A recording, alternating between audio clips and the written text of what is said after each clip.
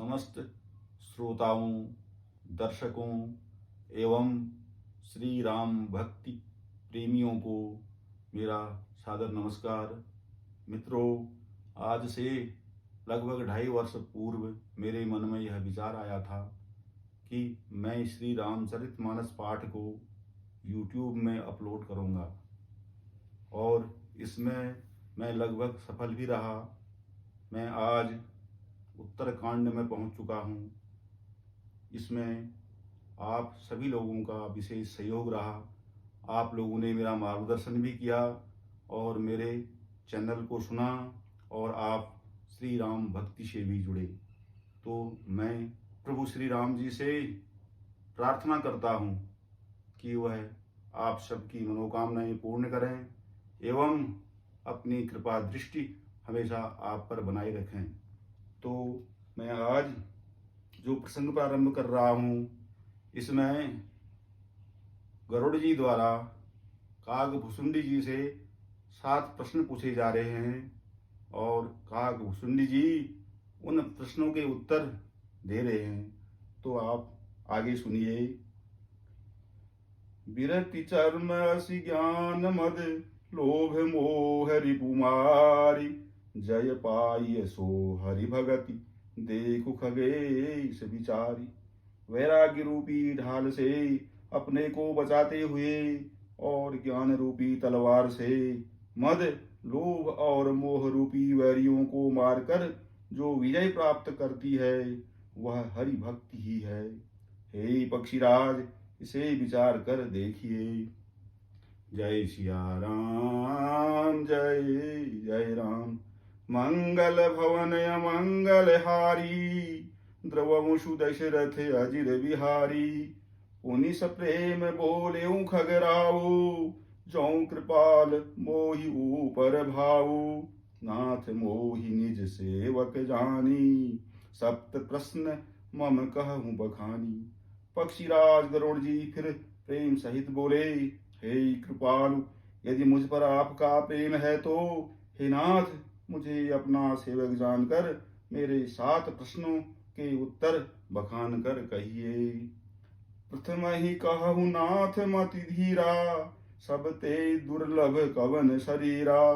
बड़ दुख कवन कवन सुख भारी सो संक्षेप ही कहूँ विचारी। हे नाथ, हे धीर बुद्धि, पहले तो यह बताइए कि सबसे दुर्लभ कौन सा शरीर है, फिर सबसे बड़ा दुख कौन है और सबसे बड़ा सुख कौन है, यह भी विचार कर संक्षेप में ही कहिए। संत असंत मरन तुम जानहु तिन कर सहज सुभाव बखानहु। कवन पुण्य श्रुति विदित विशाला कहूँ कवन अघ परम कराला।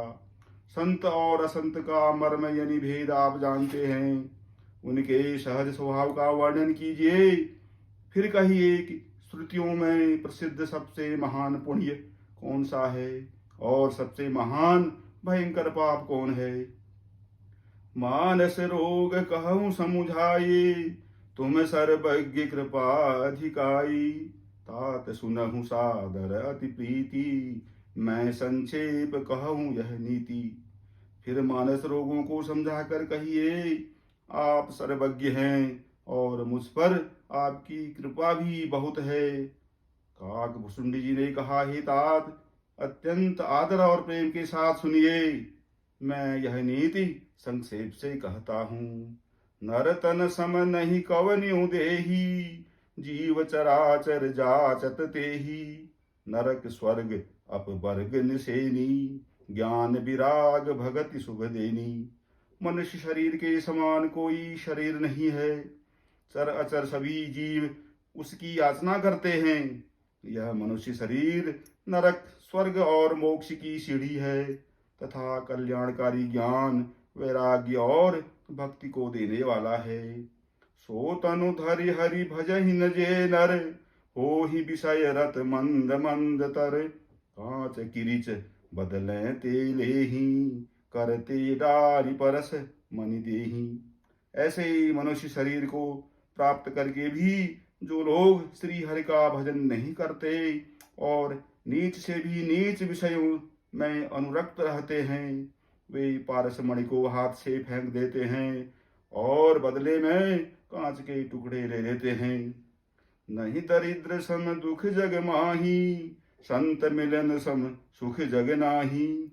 पर उपकार बचन मन काया, संत सहज स्वभाव खगराया। जगत में दरिद्रता के समान दुख नहीं है तथा संतों के मिलन के समान कोई सुख नहीं है। और हे पक्षीराज, मन वचन और शरीर से परोपकार करना यह संतों का सहज स्वभाव है। संत सही दुख पर हित लागी, पर दुख हेतु असंत अभागी। भूर्ज तरु सम संत कृपाला, पर हित नीति सह विपति विशाला। संत दूसरों की भलाई के लिए दुख सहते हैं और अभागे असंत दूसरों को दुख पहुंचाने के लिए कष्ट झेलते हैं। कृपालु संत भोज के वृक्ष के समान दूसरों के हित के लिए भारी विपत्ति सहते हैं। सन युग खल पर बंधन करई, खाल कढ़ाई विपत्ति सही मरई। खल बिनु स्वार्थ पर अपकारी, अहि मूषक युव सुनो रगारी। किंतु दुष्ट लोग सन की भांति दूसरों को बांधते हैं और उन्हें बांधने के लिए अपनी खाल खिंचवाकर अर्थात विपत्ति सहकर मर जाते हैं। हे सर्पों के शत्रु गरुड़ जी, सुनिए, दुष्ट बिना किसी स्वार्थ के सांप और चूहे के समान अकारण ही दूसरों का अपकार करते हैं। जय सिया राम, जय जय राम। मंगल भवन अमंगल हारी, द्रवंशु दशरथ अजिर बिहारी।